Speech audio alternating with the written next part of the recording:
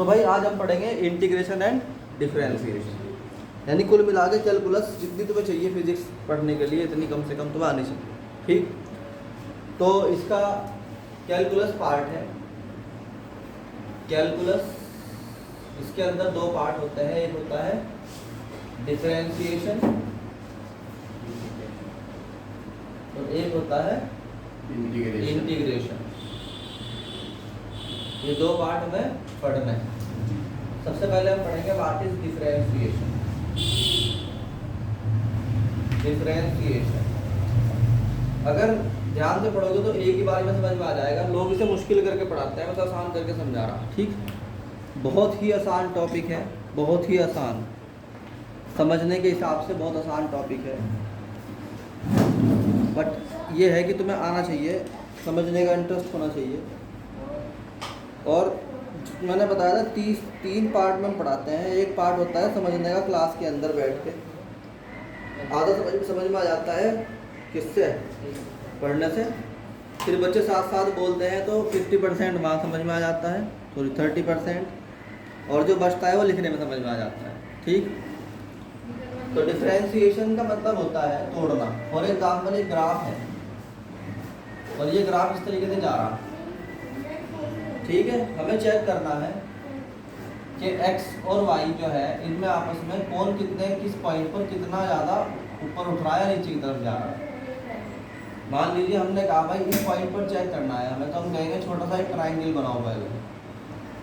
इसी लाइन को कहो वर्टिकल को dy और इसे कहो dx। ठीक है, ऐसे ही मान लीजिए अगर यहाँ बनाना है आपको, तो यहाँ भी एक छोटा सा ट्राइंगल बनाओ, इसे बोलो dy से बोलो। मान लो यहाँ पर बनाना है तो यहाँ पर भी एक ट्राइंगल बन सकता है छोटा सा, ऐसे। इसको बोल दो कि ये क्या है dy और ये क्या है dx। ठीक, तो ये एंगल होते हैं थीटा थीटा थीटा। ठीक, तो डिफरेंशिएशन का मतलब होता है dy बाई dx। ये होता है इक्वल टू tan थीटा के। tan थीटा का मतलब स्लोप, स्लोप का मतलब झुकाव यानी ढलान। ठीक है, तो ग्राफ का ढलान निकालने के लिए रिक्वायरमेंट होती है किसकी? डिफरेंशिएशन की। ठीक है, अब मैथमेटिक्स में हमें जो मिलता है, मैथमेटिक्स में जो हमें मिलता है that is y equal to for example x की पावर n है ना, और हमें बताना ढलान यहाँ पे कितना होगा। तो हम कहते हैं इसका फॉर्मूला है कि dy अपॉन dx कितनी पावर है इसकी इस टाइम, कितनी पावर है x की, कितनी पावर है इस टाइम x की? n। अरे भाई लो साहब साहब, x की पावर कितनी है? n। कितनी पावर है? तो n को मल्टीप्लाई में ले आओ और अब x की पावर एक कम कर दो। dy upon dx equal to होता है nx की पावर n माइनस 1। साथ साथ बोलोगे तुरंत याद हो जाएगा। क्या बोला मैंने? dy upon dx equal to nx की पावर n माइनस 1, nx की पावर n माइनस 1। 10 दफा बोल दो इसको, एग्जाम्पल यही कि याद हो जाएगा। फॉर एग्जाम्पल y बराबर x की पावर 6 बोला हुआ है, y इक्वल टू x की पावर 6, तो dy बाई dx इक्वल हो गया 6x। n की जगह की बार 6 आ गया, तो पहले 6 को मल्टीप्लाई में लाओ, x 6 की पावर में से कम कर दो। सिर्फ कुछ नहीं करना, मतलब बहुत बड़ा खेल नहीं है इसका।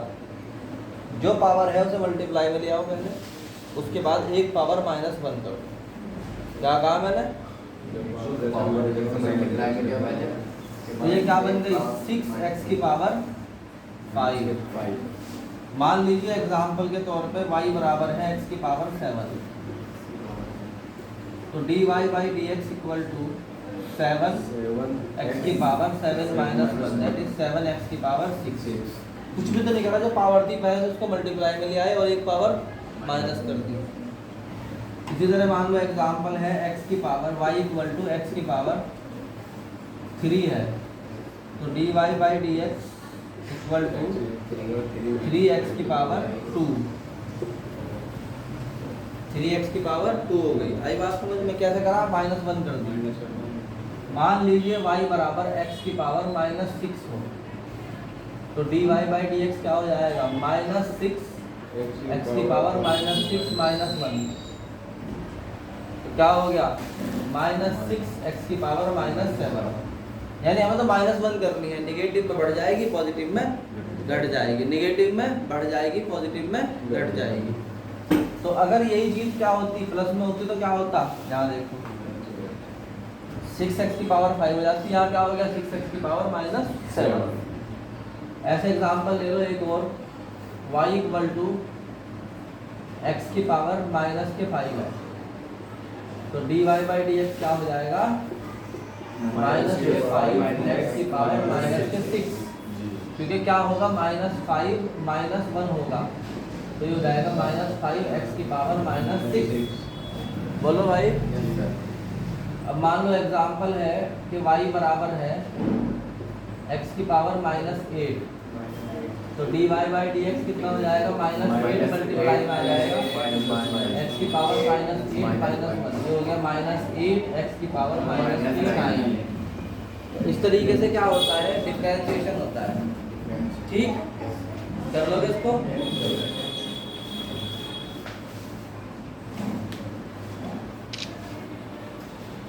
अब इसमें जो है डिफरेंशियल के और भी फार्मूले हैं, ज़्यादा डिफिकल्ट करके पढ़ाता नहीं किसी भी चीज़ को, क्योंकि डिफिकल्ट करके पढ़ाने बच्चे को नुकसान है। ठीक, आसान करके पढ़ो चीज़ों को मुश्किल मत बनाओ, चीज़ों को आसान करके पढ़ो। तो y बराबर अगर साइन x है तो dy बाई dx कितना होगा cos x, याद कर लो सिंपल, sin x का cos x। y बराबर अगर cos x है तो sin x, तो dy बाई dx कितना होगा माइनस के sin x। याद कर लो भाई, इसको कर लोगे। अगर y बराबर tan x है तो dy बाई dx कितना होगा sec स्क्वायर x। याद कर लोगे इसको, है? चलो अब इसमें समझो बात को ध्यान से। इसके अंदर इसी के पीछे मुझे एक चीज समझानी पड़ेगी। अगर log x है तो log x का होता है 1/x। ठीक, अगर इन फॉर्मूले में x क्योंकि वेरिएबल है, x क्या है वेरिएबल है, ठीक है नहीं है। अगर इन्हीं फॉर्मूले के अंदर a मान लो कोई कांस्टेंट आ जाए, क्या आ जाए कांस्टेंट। देखो भाई मैं बोल रहा इसको कि ये टॉपिक ऐसा है कि जो बच्चों को पहली बारी में समझ में नहीं आते हैं, तो इसका सबसे सिंपल तरीका है इसको लिख लो, इसको लिख लो, धीरे धीरे आ जाएगा समझ में। और अगर समझ में आ रहे तो बहुत बढ़िया बात है, फिर तो कोई दिक्कत नहीं। फॉर एग्जाम्पल y बराबर साइन ax है, तो dy बाई dx में क्या होगा, जो कांस्टेंट है ना ये पहले आ जाएगा, क्या बन जाएगा a cos ax। a फिर भी अंदर रहेगा, a को a कहीं नहीं जाने वाला, a बाहर आ गया तो समझ लो a की फोटो स्टेट बाहर आ गई, कॉपी बाहर आ गई, वो अपने अंदर अभी वीडियो के अंदर। इस तरह y बराबर क्या है cos x है, cos ax है, तो क्या होगा dy by dx equal to a minus sine a minus के a साइन ax है। और मान लो अगर y बराबर tan x है, y बराबर tan ax है, तो क्या होगा dy by dx a sec square ax। और मान लो y बराबर log ax है, तो क्या होगा dy by dx equal to a upon x। ठीक है नहीं है। तो जो चीज़ें सीधे देखो भाई, होशियार बनने का सिंपल तरीका है, साथ साथ बोलो, साथ साथ बोलोगे और रिवाइज करोगे, दो चीज़ें। ठीक है भाई, हो गया है क्लियर? बताओ, इसे याद करो फटाफट। चलो ये डिफरेंशिएशन था। अब डिफरेंशिएशन का क्या फ़ायदा है इन योर स्टडीज़ वो समझो पहले, ये तो ख़त्म हो गया मैटर। ये अब तुम्हें असल में तुम्हें किस तरह के क्वेश्चन सामने आएंगे वो समझो। पहले एक नियम याद कर लो, नियम x है डिस्प्लेसमेंट, क्या है ठीक है, t है टाइम, v है वेलोसिटी, वेलोसिटी, गुड। और a क्या है? एक्सीलरेशन। एक्सेलरेशन। चलो याद हो गया, ये चार चीजें पहले याद कर लो। x क्या है? डिस्प्लेसमेंट, t टाइम है, v वेलोसिटी है और a एक्सेलरेशन है। ये चार चीजें आपस में याद कर ली। मान लो एक ग्राफ है, यहाँ t है, यहाँ x है, और ये ग्राफ ऐसे जा रहा है। अगर मुझे कहीं पर एंगल निकालना हो, डिफरेंशियल निकालना हो, तो मैं क्या करूँगा? dx upon dt।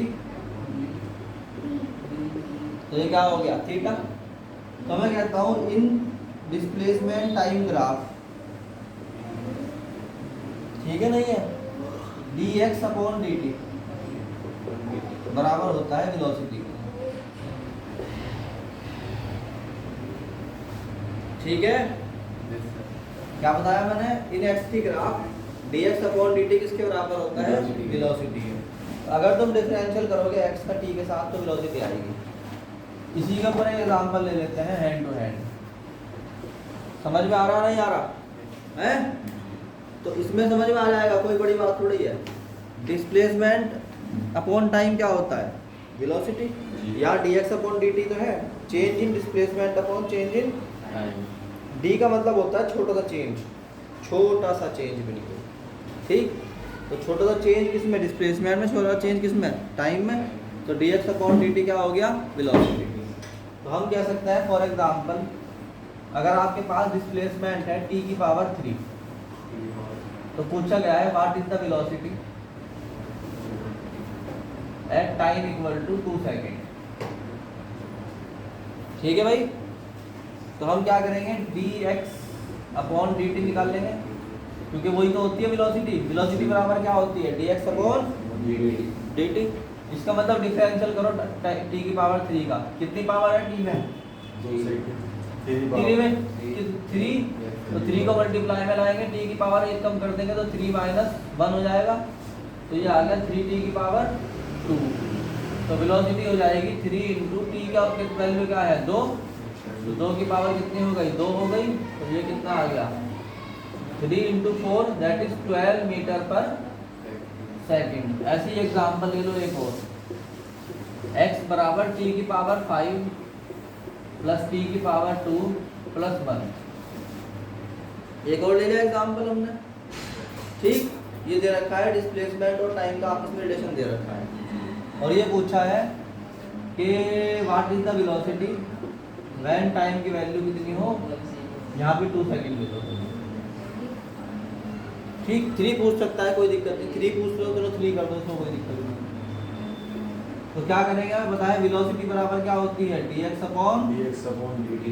तो पहले t की पावर 5 का डिफरेंशियल करेंगे। 5 तो मल्टीप्लाई में आ गया, t की पावर कितनी रह गई? 4 प्लस 2 मल्टीप्लाई में आ गया, t की पावर कितनी रह गई? 1। और 1 है तो वहाँ t जहाँ है, जिस स्टेप के अंदर t है ही नहीं, जिस स्टेप के अंदर t है ही नहीं, वहाँ पर 0 कर देंगे। तो यहाँ पर तो 0, यहाँ पर तो है ही, तो यहाँ कर देंगे कितना? 0। अब t की वैल्यू पुट कर दीजिए 3, तो 5 इंटू 3 की पावर 4 प्लस 2 इंटू 3, तो ये हो जाएगा 5 इंटू 3 की पावर 4 का मतलब होता है 81 प्लस 2 इंटू 3 कितना हो गया? अरे बोलो भाई, तो जब मल्टीप्लाई करोगे 5 का इससे तो कितना हो जाएगा? 5 1 जा 5 एंड 5 8 जा 40 प्लस में 6 कितना आ गया? मीटर पर सेकंड। ऐसे और क्वेश्चन करोगे तो समझ में आ जाएगा, ठीक है नहीं? कम से कम उतार तो लो इसको, उतार के जो चीज़ें समझ में नहीं आती लिखने से, वो उतारने से समझ में आ जाती हैं ऑटोमेटिकली। ठीक है भाई, आगे समझ में? चलो अच्छी बात। अब देखो आगे, व्हाट इज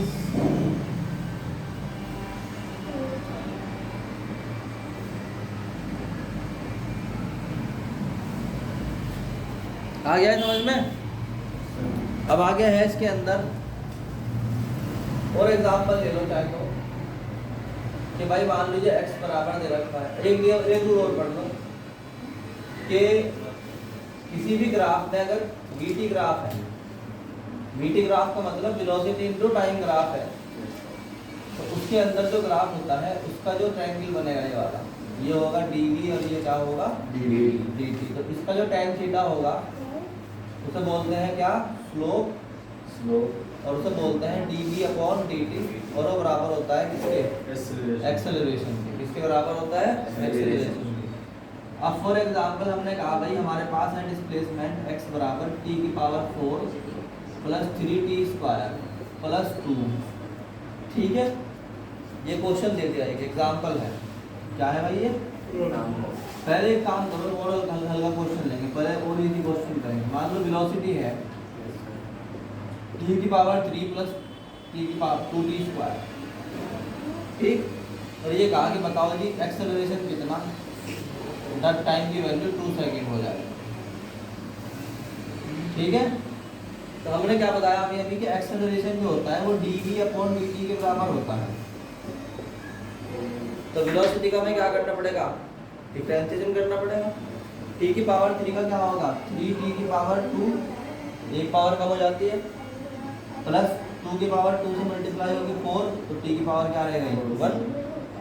अब यहाँ t की जगह रख दोगे आप 2 सेकंड, तो 3 इंटू 2 की पावर कितनी हो गई 2 प्लस 4 इंटू 2, तो ये आ गया 3 इंटू 4 प्लस 4 प्लस क्या हो गया 8, तो 12 और 8 कितने हो गए 20 मीटर पर सेकंड। आई बात, मीटर पर सेकंड का स्क्वायर, ये एक्सेलरेशन आ गया कि नहीं आ गया। और ले सकते हो, फॉर एग्जांपल डिस्प्लेसमेंट दे रखा है किसी का। ये वाला क्वेश्चन जो है ना, ये वाला अब तक जिसके कुछ भी समझ में नहीं आया, ये वाला क्वेश्चन समझ लो, इसके बाद सब कुछ समझ में आ जाएगा, ठीक है। देखो x बराबर है देखो x बराबर है t की पावर, या कैसे 3t की पावर 4 माइनस 3 माइनस के 4t स्क्वायर प्लस 6। पहले क्वेश्चन समझ लो इसी तरीके से, क्या बोला मैंने, 3t की power 4 minus 4t square plus 6। ये डिस्प्लेसमेंट टाइम दे रखा है रिलेशन आपस में। ये मैं कह रहा जिसकी कुछ भी समझ में नहीं आया वो कर देगा इस क्वेश्चन को, ठीक। और इसमें पूछा है what is the velocity and acceleration, दोनों बताने हैं, जबकि टाइम की वैल्यू 3 सेकंड है। आई बात समझ में, क्या बताना है, what is the value of velocity and acceleration when time is 3 second. बस अब ये वाली बात किसी के, अगर ये क्वेश्चन समझ में आ गया तुम्हारे, तो अब तक अगर कुछ भी नहीं आया तो सारा समझ में आ जाएगा दोबारा से, ठीक। क्या कहा, सबसे पहली बात, रूल नंबर 1, वेलोसिटी बराबर होती है dx अपॉन dt के।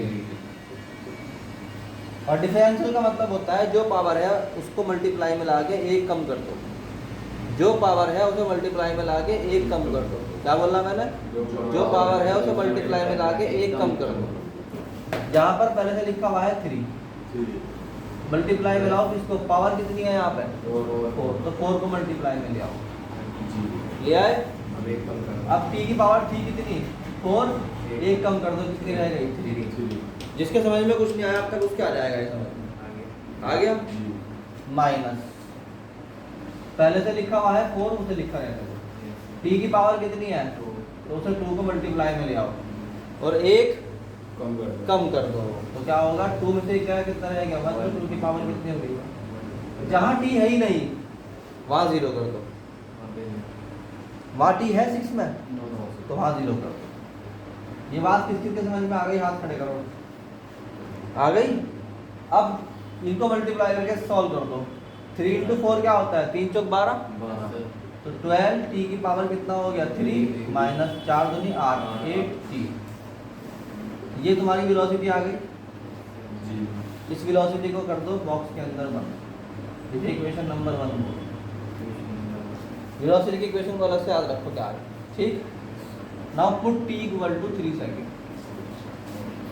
देन v बिकम 12 इंटू 3 की पावर कितना 3 माइनस 8 इंटू 3, 12 इंटू 3 की पावर 3 होता है 27 माइनस 8 3 का कितना होता है 24। तो वेलोसिटी बराबर आ गया, अभी चेक करो और बुझाओ दोनों को, तो 12 इंटू 27 कितना होता है बताओ जल्दी से। अरे 12 की 27 से मल्टीप्लाई करो।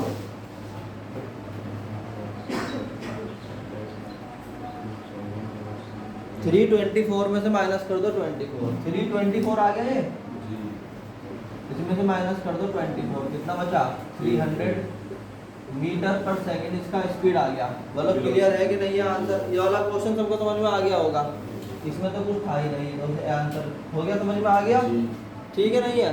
अब अगला पार्ट है सेकंड, एक्सेलरेशन निकालना है। एक्सेलरेशन किसके बराबर होता है? dv/dt के। एक्सेलरेशन बराबर होता है dv/dt के, यानी इसका डिफरेंशियल करना है वेलोसिटी का टाइम के साथ। पहले से क्या लिखा हुआ है 12, टी की कितनी पावर है अब की बार 3, तो 3 को मल्टीप्लाई में लाओ, टी की पावर कितनी रह गई 3 तो क्या रह गई 2। मैंने क्या कहा था, इस क्वेश्चन को समझने के बाद सब कुछ कर लेगा बंदा, ये ऐसा क्वेश्चन है। तो पहले से क्या था, यहाँ पे 12 लिखा हुआ था, मल्टीप्लाई में जो पावर थी वो लिया, यानी कि 3 लिया है और टी की पावर 2 हो गई, माइनस यहाँ पे क्या है 8, टी की पावर कितनी है 1, 8 1 जा 8 और टी की पावर हो गई 1 माइनस 1। एक कम करनी होती है तो 1 में से माइनस करो, तो ये कितना हो जाएगा 12 3 जा 36, टी स्क्वायर माइनस 8 टी की पावर 0। ठीक है, टी की पावर 0 क्या होती है 1, इसे क्या कर देंगे यहाँ 1, तो ये आ गया। अब टी की वैल्यू पुट कर दीजिए कितनी 3, तो 36 इंटू 3 की पावर 2 कितना होता है 3 की पावर क्या हो जाएगा 2 माइनस 8। अब 36 इंटू 9 माइनस 8, 36 को 9 से मल्टीप्लाई करो, 36 को 9 से मल्टीप्लाई करो,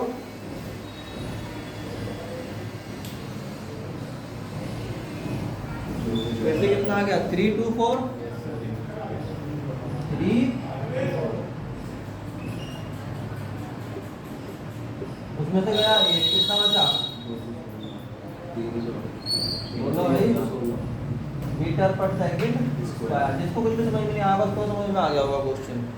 ठीक है, एक बार डिफरेंशियल करा दो क्या आ गया वेलोसिटी आ गया, और दूसरी बार डिफरेंशियल करा दो एक्सेलरेशन आ गया। हो गया क्लियर? चलो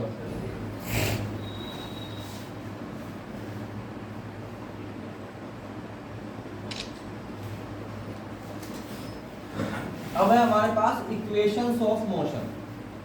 नहीं, अभी हमारे पास क्या बचा हुआ है इंटीग्रेशन। क्या है इंटीग्रेशन। और एक कॉन्सेप्ट और करवाऊंगा मैं लॉग। देखो भाई हमारे बच्चे कहीं के भी हो है ना, कमजोर रहेगा तो बेकार है। ठीक, एक है इंटीग्रेशन। मैं ये बोल रहा कि ये जो लेक्चर है ना तुम्हारे पूरे नीट तक के लिए फाइनल है लेक्चर। इस लेक्चर में जो समझ में आ जाएगा वो सारी जिंदगी के लिए कामयाब हो जाओगे। इसलिए अगर समझ में नहीं आ रहा 1%, कुछ चीज़ें ऐसी होती है जो अब समझ में आ रही मगर 20% आ रही। मैं नहीं बोलता कभी भी कि लेक्चर में बैठे सब समझ में आ गया, समझने के तरीके होते हैं। कोई चीज़ पढ़ते हो ना पहली बारी में कुछ परसेंट समझ में आती है, उसके बाद जब उतारते हो तो और समझ में आती है, फिर रिवाइज करते हो और समझ में आती है, फिर प्रैक्टिस करते हो और ज़्यादा समझ में आती है। तो उसके एक चरण होते हैं, वरना फिर सबके सब क्या होते हैं बस क्लास में पढ़ लेते हो घर जाके फ्री हो जाते हैं। इसका मतलब समझ में आना, प्रैक्टिस करना, ये सब आपस में रिलेटेड चीज़ें हैं। टीचर कितना भी अच्छा पढ़ा ले, जब तक कि घर जाके बच्चा नहीं लिखेगा समझेगा नहीं उसको अपने आप से खुद से, जब तक उसको समझ में नहीं आएगी। तो समझो इसका तरीका टीचिंग का है वही रहना चाहिए। मतलब फालतू में कि जी मैं आपको बस कह दूँ कि जी एक बार पढ़ दे, नहीं होता भाई ऐसे, वो धोखेधड़ी है। पेपर देना है कल को नीट का भी, है ना, तो समझो कंसेप्ट है, समझने पड़ता है। इंटीग्रेशन का मतलब होता है आई बराबर ऐसे लिखते हैं एक्स की power n d x, x की पावर एन डी एक्स, और इसे बोलते हैं लोअर लिमिट x1 से अपर लिमिट x2 तक। क्या मतलब वो इस बात का, पहले समझो आई बराबर इंटीग्रेशन का साइन x1 से लेके x2 तक x की पावर n dx। ठीक, एक बार और समझो, पहले जो लिखा हुआ है पकड़ में ले लो। पहले आई बराबर इंटीग्रेशन x1 से लेके x2 तक x की पावर n dx। इसका मतलब एक ग्राफ है जिसमें ये तो x है और ये क्या है i को y भी बोल सकते हो तुम। ये क्या है y है, और इसमें एक ग्राफ जा रहा। इंटीग्रेशन का मतलब होता है एरिया निकालना। इंटीग्रेशन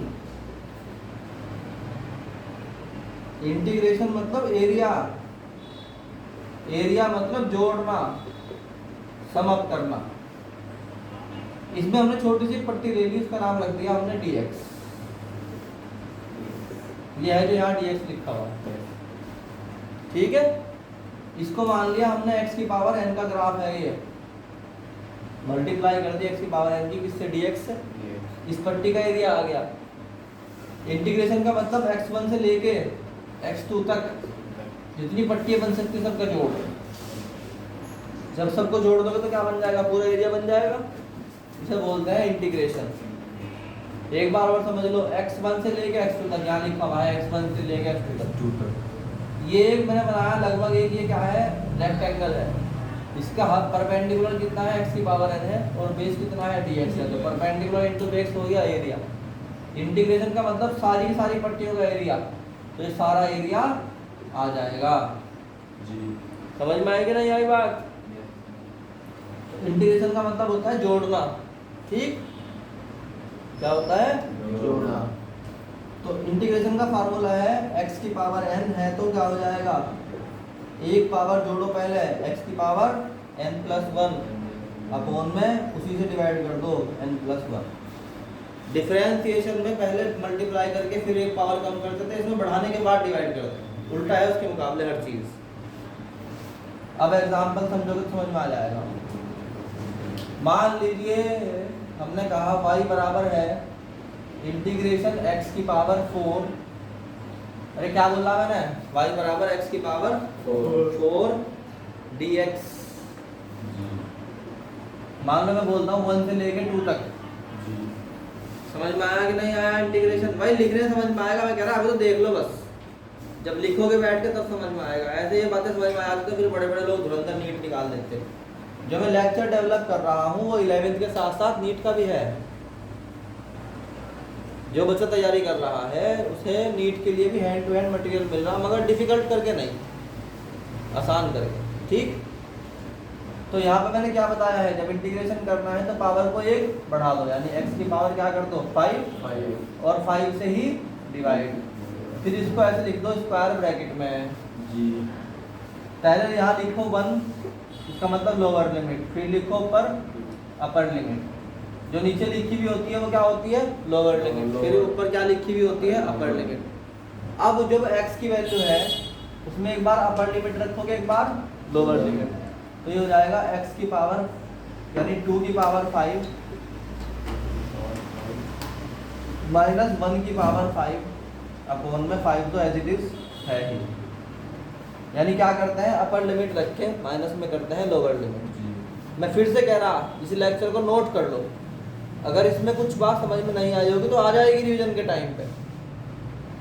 मैथमेटिकल है, एक ही लेक्चर ऐसा है फिजिक्स में जो मैथमेटिक्स में आया है। इंटीग्रेशन, डिफरेंशिएशन और लॉग, ये मैथमेटिक्स के कॉन्सेप्ट हैं, इसलिए बायोलॉजी वाले इसको पढ़ते हुए थोड़ा हिचकते हैं। इसलिए मैं बोलता हूँ चाहे उतार लो, मगर उतार जरूर लो, क्योंकि कभी ना कभी समझ में आ ही जाएगा। अगर उतारोगे तो समझ में भी नहीं आने आएगा कभी, ठीक। तो इससे डरो मत बिल्कुल भी। तो ये क्या हुआ, 2 की पावर 5 कितना होता है 32, 1 की पावर 5 1 होता है, अपॉन में क्या आ गया, तो ये आ गया 31/5, इसका आंसर आ गया। इसमें सिर्फ एक बात नोट कर लो, फार्मूले के अगर हिसाब करना है तो वेलोसिटी बराबर होता है डिफरेंस इंटीग्रेशन ऑफ डिस्प्लेसमेंट, और एक्सेलरेशन बराबर होता है वेलोसिटी का इंटीग्रेशन टाइम के साथ। डिस्प्लेसमेंट का, अरे यार